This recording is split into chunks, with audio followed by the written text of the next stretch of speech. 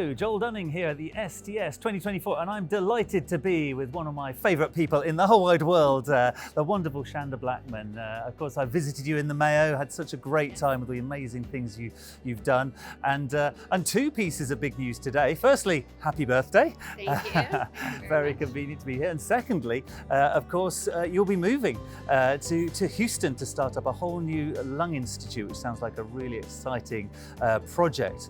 But what we'd really like to talk to you about today is that you've written a book. Yes. And this book is based on some incredible experience you've got that I think is relevant to every single surgeon out there.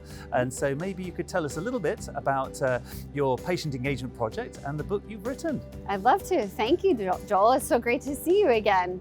The book is called The Support Group, and it chronicles the series of patients that I cared for in the early part of my practice. I took on some pretty big cases early on since I'd done my complex fellowship at MD Anderson. And the first case in the book talks about a mistake I made, where I took on a case that was really challenging. I got a little bit over my head, and I felt like maybe I did too much for someone. Sometimes you can try to do everything, but maybe that's not what the patient wants. And I talk about the consequences of that and how I dealt with that as a physician and some of the regrets that I had, and then the burden that was on this patient and how he carried that burden throughout the whole longitudinal care that he got. And then we started doing more cases, and I realized that I was a little under-resourced to give adequate care to all my patients. So we were standing out in the hallway one day, and we noticed one patient talking to another, and they started connecting, and they started talking about what kinds of foods work after esophagectomy for one person might work for another. And they started sharing recipes for smoothies. And my PA and I looked at each other, and then we looked back at the patient and we said, this might work. So we formed a support group, just casually having everybody gather in a conference room at the hospital. We asked them to bring their caregivers so that the caregivers could engage in the dialogue. And sometimes they would ask questions and I didn't know the answer, so I would invite a speaker to come in. And they learned and I learned, especially if I didn't know the answer to the question. And I learned through the 8 years of the support group so much more about esophageal cancer and management of these patients than I ever would have had I just been running my little clinic and doing my cases. None of this is stuff that gets taught in medical school, and none of this is really taught through anything. And I think probably the one thing that prepared me the best for it is my master's degree in public health, where I was trained to do focus groups and support groups. And I had a friend from high school that invited me to go to a meeting with her, and I just followed the same format from that meeting. It was phenomenal. It was one of the best things I've ever done in my entire life. And I loved it, so I wrote about it in a journal. And then I went back and had some reflection, and we ended up writing a book about it.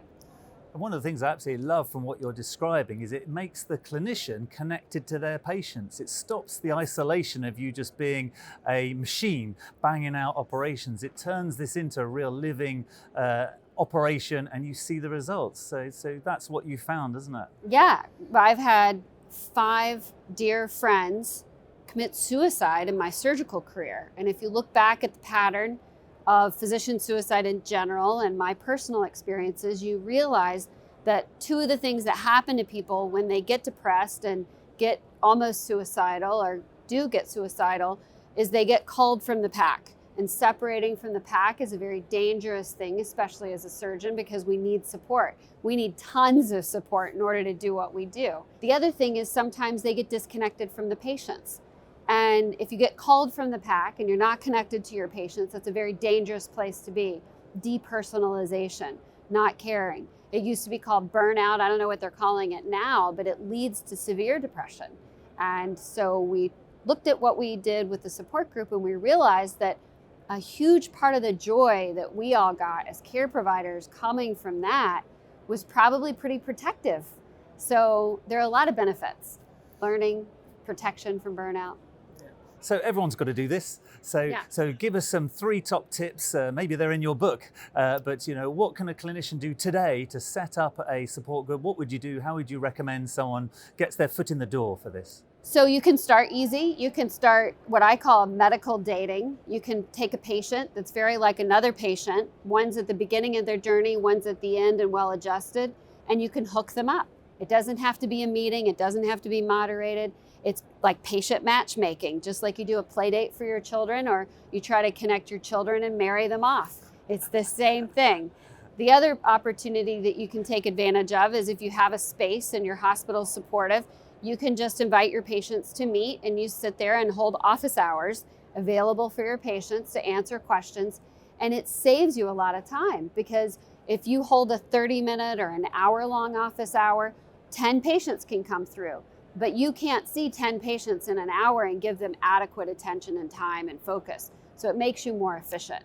And it's really a huge source of joy. The other thing that I think is really helpful is having a deep ethnographic understanding of your patients helps you to not just be a better care provider, but it helps you to think outside the box. And it helps you to come up with novel solutions. So as my patients started telling me about how they were struggling, they didn't know what was normal. And as a care provider, I wasn't really sure what was normal. So we built a digital app, and we used experts to create a Delphi process to anchor these patients on whether they were green or good or yellow or moderate or red or severe. And then we gave the patients the dashboard back so they would know how they're doing, and they could use the dashboard to communicate with people. And then we launched a decentralized clinical trial, and then we built a survivorship clinic. So all these great things came from the little support group.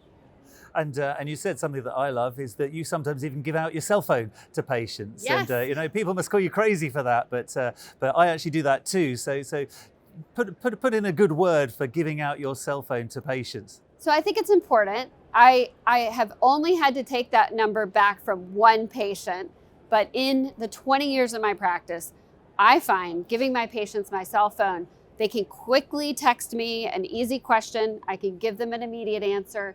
Most patients are very considerate. They only use it if they need it. It keeps people out of the ER, keeps people from getting readmitted. It helps people to feel confident, to know that they've got a lifeline if the normal system doesn't work. It's another source of joy for me, because even a patient this morning texted me happy birthday. It was amazing. So a lot of benefits. So just finally again, just tell us about the book, where we can get it, how we can find it, and go on, shameless plug. Sure. Go for the shameless plug. The Support Group book by Shanda Blackmon can be purchased on Amazon, Target, Barnes & Nobles, any internet purchase. It launches in March, but you can buy it now, and it's pre-release.